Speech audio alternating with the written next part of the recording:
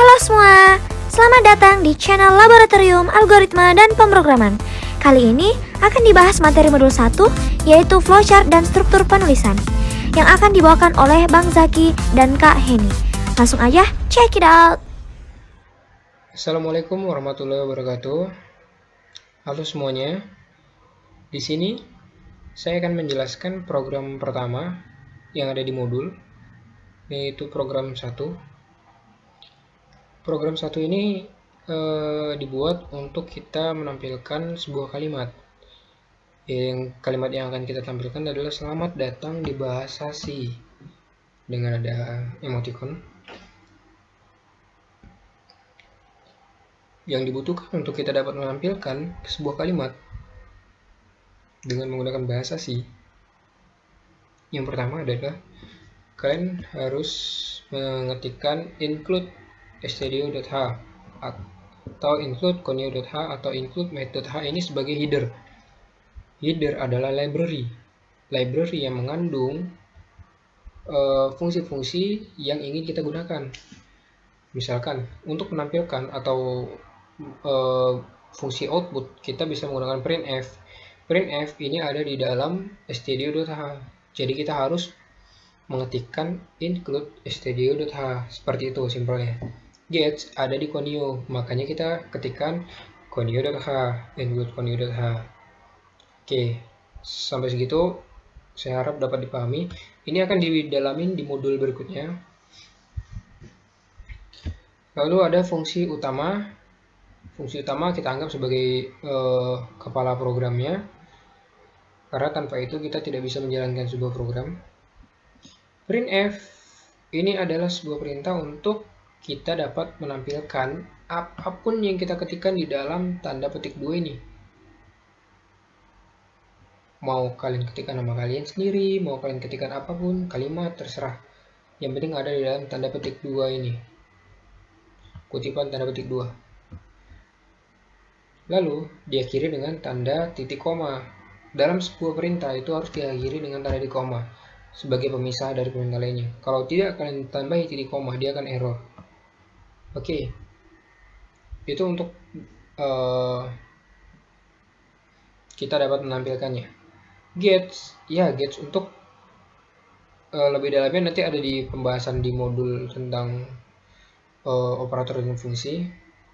Kita akan di sini hanya akan memperlihatkan kalimat selamat datang, bagaimana cara menampilkannya. Lalu kita akan merunning. Running itu adalah proses untuk untuk menjalankan si source code ini tadi. Sebelum di running, dia akan mengcompile. Mengcompile adalah memeriksa apakah programnya ada yang salah atau tidak. Oke, jadi di sini kita menggunakan dev C++ yang bisa secara langsung mengcompile and run. Kita coba saja. Nah, yang kalian lihat di bawah ini adalah message atau pesan. Apakah nanti di sini muncul kesalahan atau tidak? Nah, ternyata yang dilihat di sini di message error 0, berarti tidak ada kesalahan.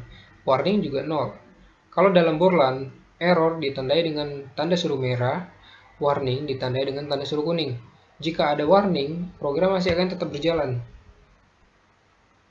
Tapi mungkin fungsinya akan sedikit tidak sesuai dengan yang kita inginkan karena ada tanda warning.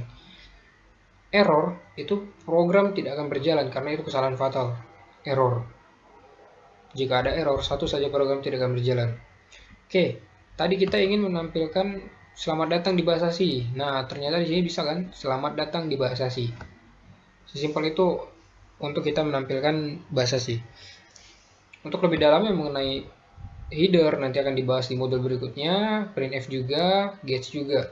Di sini akan saya berbagi tentang bagaimana sih bentukannya ketika kita mengetikkan program dan tampil ke layar executable. Layar ini dinamakan layar executable. Jadi di sini akan menampilkan apapun yang kalian ingin tampilkan di sini. Nanti kalau ada fungsi input, kalian bisa ketikkan di sini juga. Seperti itu kalau menggunakan fungsi input. Oke, jadi itu tadi untuk bagaimana cara menampilkan sebuah kalimat ke dalam layar executable dengan menggunakan bahasa C. Oke, baik, kita beralih ke program 2 di modul yang sama.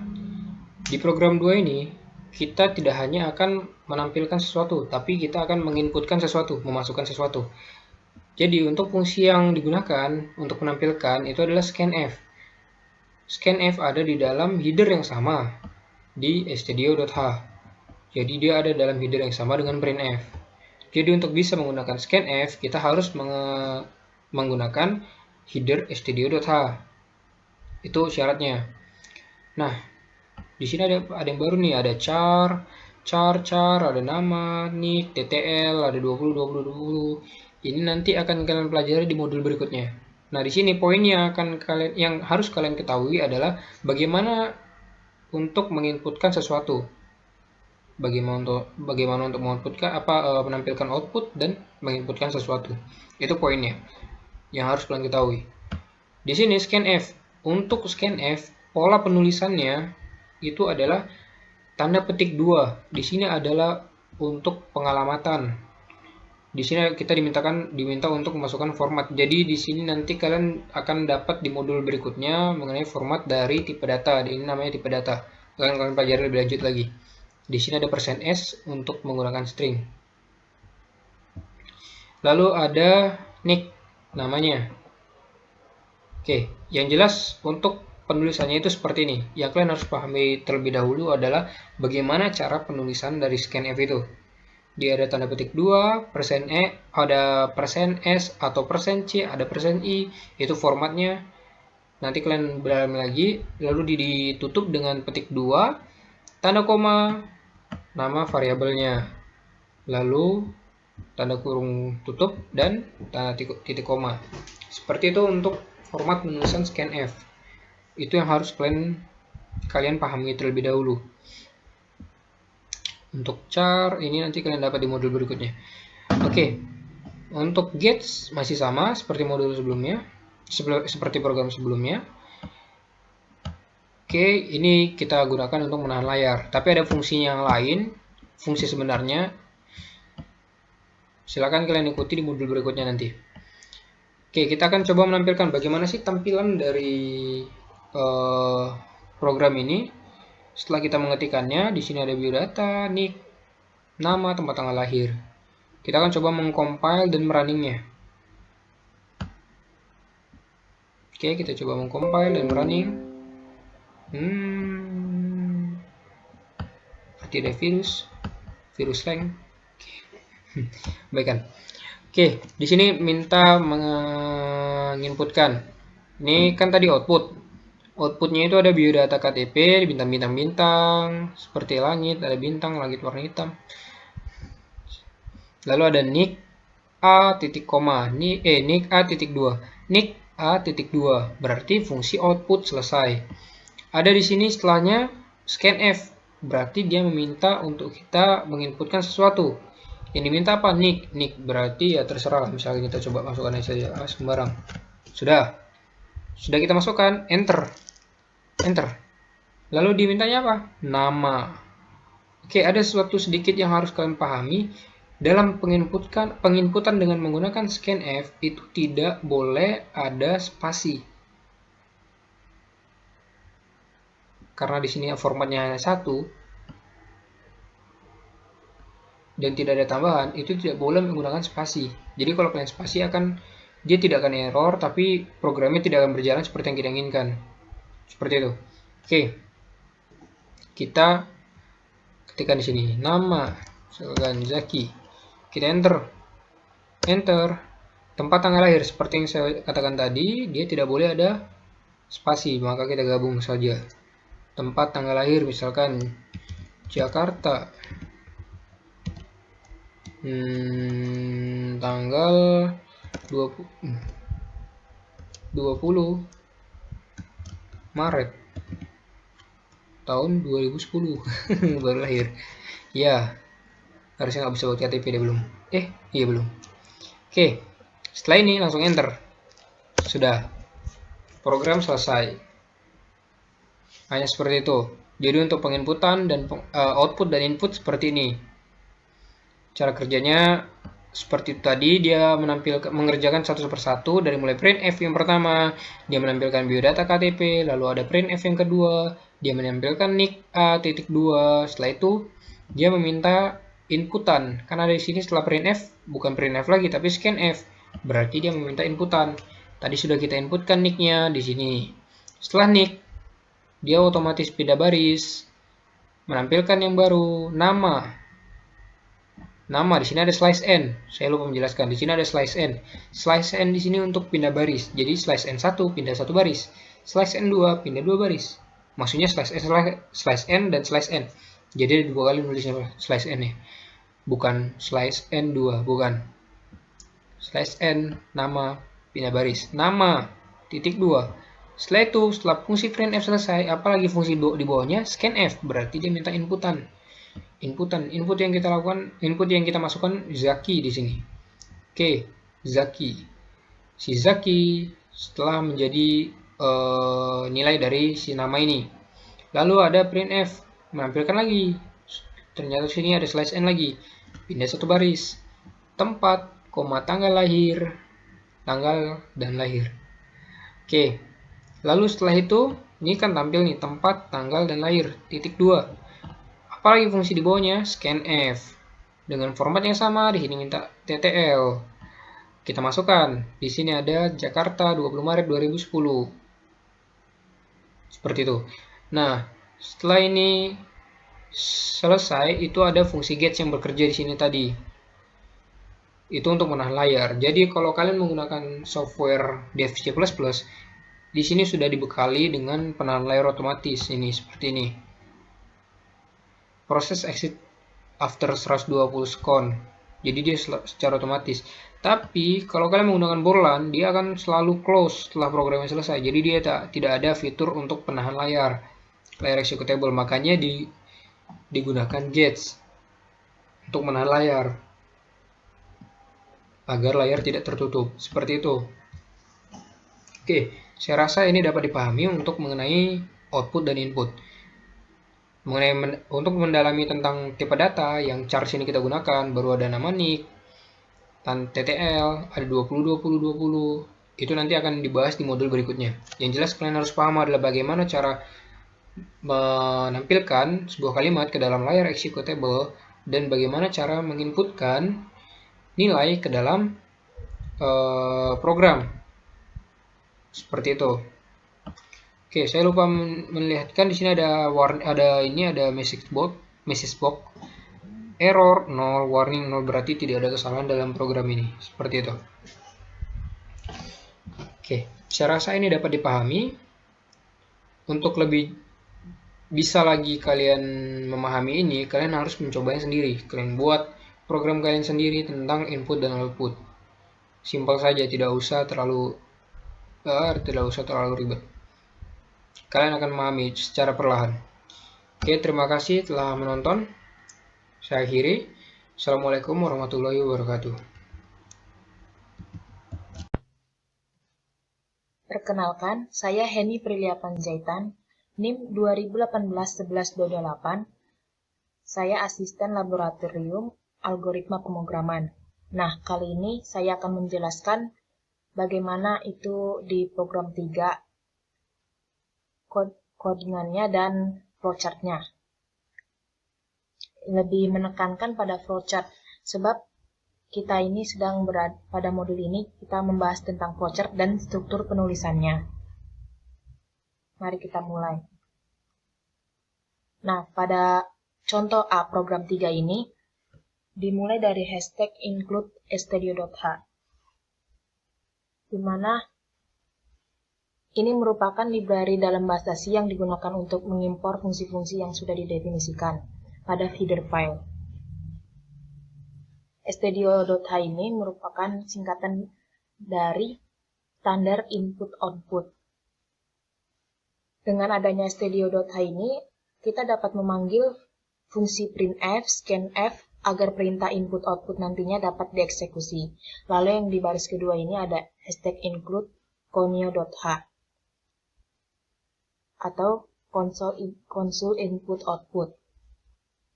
merupakan validator untuk berfungsi menampilkan hasil antarmuka kepada pengguna, di mana akan memanggil fungsi get. Ini get. Terus selanjutnya ini ada fungsi main, merupakan fungsi utama. Kenapa kita sebut fungsi utama? Sebab fungsi ini akan dieksekusi pertama kali saat program dijalankan.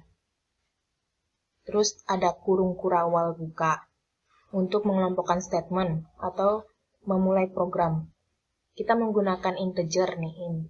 Untuk variabel V tegangan, I arus, dan R hambatan. Di sini diakhiri titik koma itu untuk mengakhiri statement. Bukan mengakhiri, tapi memberhentikan statement. Maaf. Lalu ada clear screen. Di sini untuk clear screen ini untuk membersihkan layar. Jadi, untuk menghapus data kita tidak perlu manual menutup dan membukanya kembali. Tinggal menggunakan clear screen ini. Akan melakukannya secara otomatis. Lalu di bawahnya ini ada printf hukum ohm, nanti menampilkan teks hukum ohm. Slash t di sini itu merupakan tab, dan slash n di sini itu menambah baris baru. Lalu akan ditampilkan lagi teks masukkan nilai arus. Lalu di sini akan diproses di input. Datanya itu diinput menggunakan tipe data integer atau %d di sini.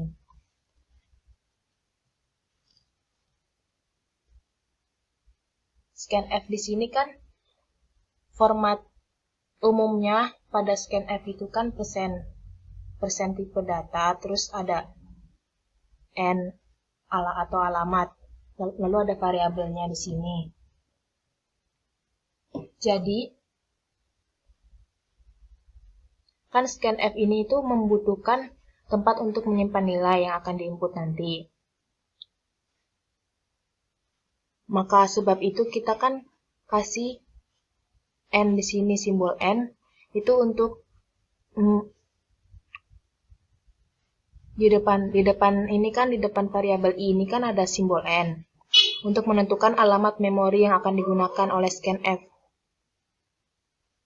Lalu di sini sama, kita nanti akan ditampilkan teks masukkan nilai hambatan, kita masukkan. Lalu scanf ini menginput data bertipe data integer untuk mengalamatkan variabel R atau hambatan. Lalu rumus dari hukum ohm di sini tuh tegangan sama dengan I kali R.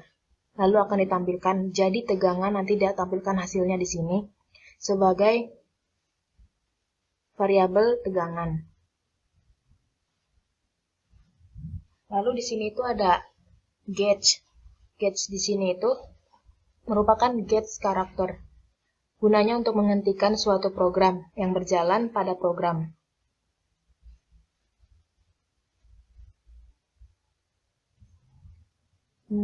Sekarang kita lihat bagaimana outputannya di Borland.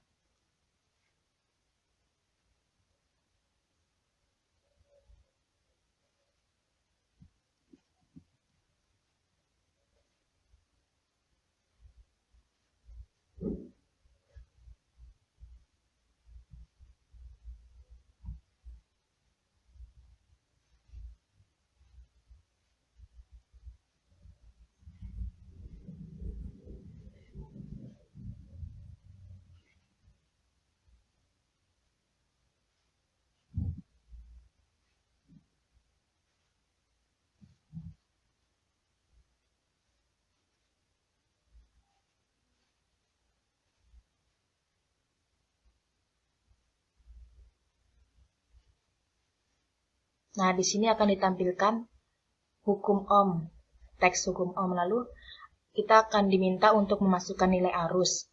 Kita coba masukkan nilai arus ya, 45. Lalu kita tekan enter dan diminta lagi nilai hambatan untuk di-input. Masukkan aja misal 2. Nah, di sini akan muncul hasilnya nilai tegangan. Tegangan tadi kan rumusnya itu arus kali hambatan atau I kali R. Jadi 45 kali 2, hasilnya 90. Sudah benar di sini.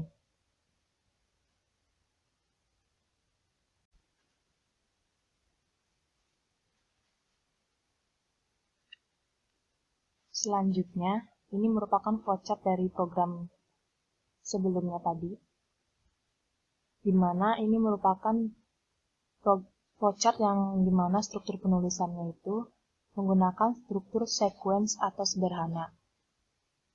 Kenapa dikatakan sederhana? Sebab mengalir berurutan dari atas ke bawah atau strukturnya itu tidak ada percabangan dan perulangan. Nah, di sini itu dimulainya itu menggunakan simbol terminal. Untuk permulaan dan akhir flowchart itu menggunakan simbol terminal. Di sini ya, terminal. Lalu di sini itu ada simbol yang termasuk pada simbol processing symbol, di mana itu merupakan simbol predefined process. Jadi di sini itu untuk menyiapkan penyimpanan agar yang akan digunakan sebagai tempat pengolahan di dalam storage nanti. Jadi kita sebelum mengolah di dalam storage perlu mempersiapkan penyimpanan. Di sini yaitu menggunakan variabel V sebagai tegangan, I sebagai arus, dan R sebagai hambatan. Lalu di sini itu ada simbol flowchart jejer genjang di sini. Ini merupakan simbol input-output, di mana nanti itu menyatakan jenis peralatan yang digunakan. Kita menggunakan nilai untuk sebagai peralatannya yang dimaksud itu. Lalu di bawahnya ini ada rumus perhitungan. Di sini ini akan dilakukan pemrosesan program dan menggunakan simbol proses di sini. Bentuknya itu persegi panjang. Lalu ada jejer genjang. Di sini jejer genjang lagi seperti pada input ini merupakan simbol input output. Di sini itu merupakan outputnya nih. Hasil perhitungan ini nanti akan muncul setelah dilakukan proses perhitungan pada bagian sini menggunakan rumus perhitungan V sama dengan I kali R. Lalu di sini itu ada selesai. Selesai di sini menggunakan simbol terminal.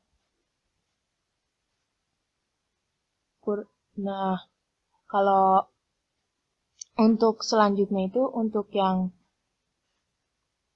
program B dengan C itu hampir sama codingannya dengan flowchartnya. Hanya berbeda variabelnya saja.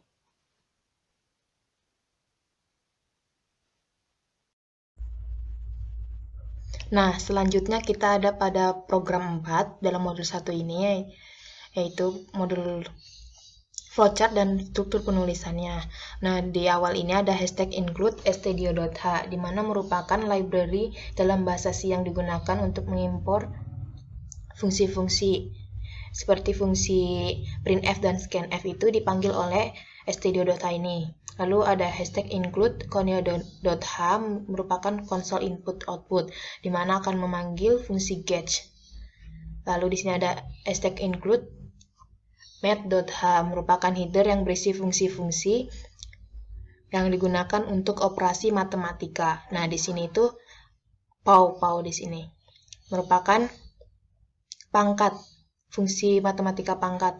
Lalu di sini ada hashtag define P, di mana merupakan deklarasi konstanta. Konstanta itu yaitu adalah suatu nilai yang sifatnya tetap. Semisalkan nilai 1 itu merupakan nilai 1 bukan nilai 2. Jadi tetap gitu, nggak bisa berubah-ubah nilainya. Dan di sini sudah ditetapkan bahwa pi itu 3,14519. Konstanta di sini itu merupakan suatu nilai yang tidak dapat diubahkan.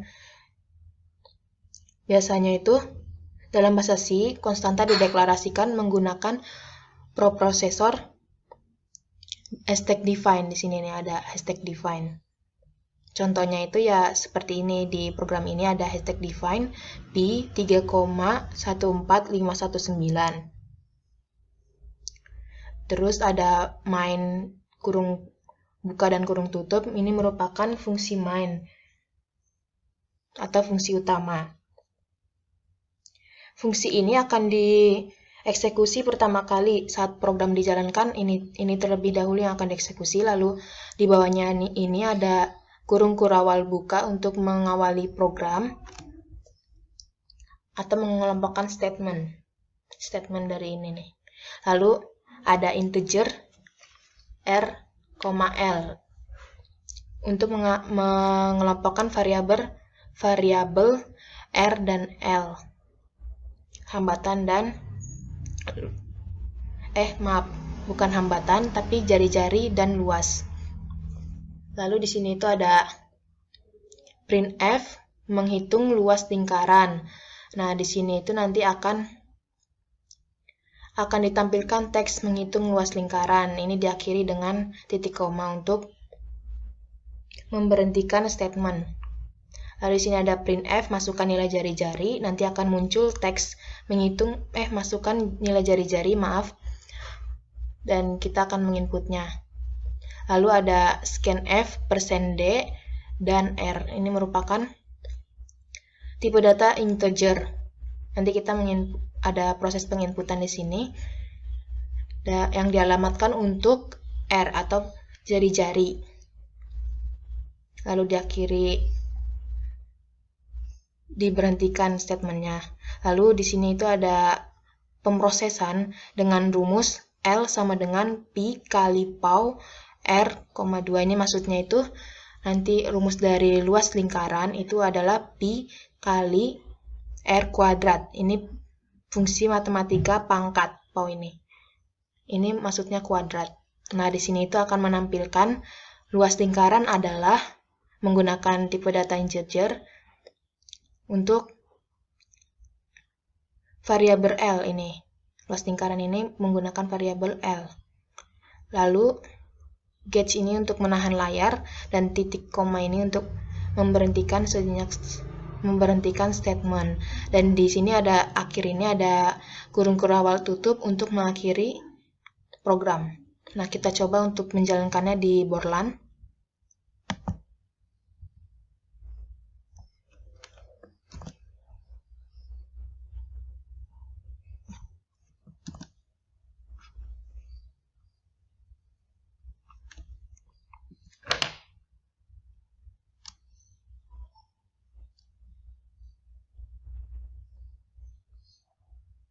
Nah, di sini kita akan diminta untuk memasukkan nilai jari-jari. Yang sebelumnya ini ada ditampilkan teks menghitung luas lingkaran.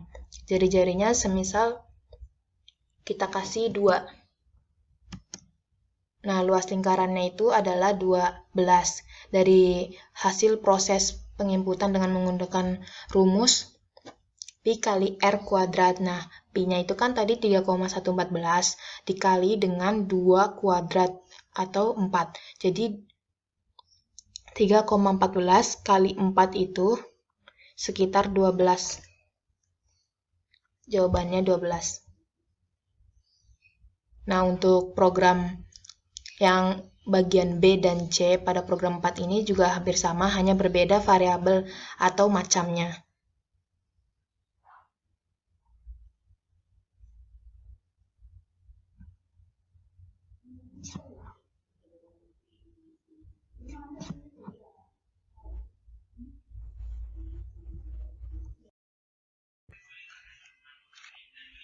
Nah, selanjutnya ini merupakan flowchart dari program 4. Kita mulai dari mulainya itu menggunakan simbol terminal. Untuk permulaan dan akhir kita menggunakan simbol terminal. Bentuknya ini seperti ini ya, lonjong. Lalu dengan simbol ini, simbol predefined process. Jadi kita sebelum melakukan pengolahan, kita perlu mempersiapkan penyimpanan. Di sini itu penyimpanannya itu menggunakan variabel R atau jari-jari dan L sebagai luas. Dan pi-nya di sini itu sudah ditetapkan 3,14519. Lalu setelah itu ada input. Kita menggunakan simbol input output. Bentuknya itu seperti jajar genjang. Seperti ini ya. Gunanya untuk menyatakan jenis peralatan. Yang digunakan ini yaitu inputan nilai. Peralatan itu sebagai nilai-nilai. Nilainya ini setelah diinput nilai seperti nilai R dan I-nya itu kan di input, lalu di sini itu akan dilakukan pemrosesan menggunakan rumus perhitungan. Yang tadi itu perhitungan dari rumus luas lingkaran itu kan pi kali R kuadrat. Di sini akan diproses menggunakan flowchart simbol proses. Bentuknya itu persegi panjang. Lalu di sini itu ada simbol flowchart input output. Di sini itu merupakan hasil outputan nanti akan keluar di sini. Hasil perhitungan luas lingkaran. Dan di sini di akhir itu ada simbol terminal untuk N, untuk penyelesaian program setelah outputan keluar. Nah, dari modul 1 ini dapat ditarik kesimpulan bahwa flowchart itu adalah bagan alir yang menunjukkan alir suatu program atau prosedur sistem secara logika yang digunakan, terutama untuk alat bantu komunikasi dan untuk dokumentasi. Terus jenis-jenis flowchart itu ada sistem flowchart, dokumen flowchart, schematic flowchart, program flowchart, proses flowchart. Jadi ada 5 ya semua jenis-jenis flowchart itu. Nah, hal-hal yang perlu diperhatikan nih pada penulisan flowchart itu ada dimulai dari atas ke bawah kalau untuk penulisan flowchart. Lalu yang kedua itu instruksi bagian alir harus jelas dengan menggunakan kata kerja, memiliki alur data yang rinci dan jelas. Harus memiliki input dan outputnya nanti di flowchart. Terus nanti itu kan misalkan ada terpotong, tapi terpotongnya itu dalam satu halaman itu bisa menggunakan konektor flowchart. Simbol konektor flowchart pada flow direction simbol. Kalau untuk yang berbeda halaman itu menggunakan simbol offline connector. Terus kalau beda halaman itu simbol konektor. Nah, intinya itu dalam penulisan flowchart itu diawali dari start, lalu input, lalu ada proses, lalu keluarlah output, dan end atau selesai. Nah, sekian tutorial kali ini. Kurang lebihnya mohon maaf. Terima kasih.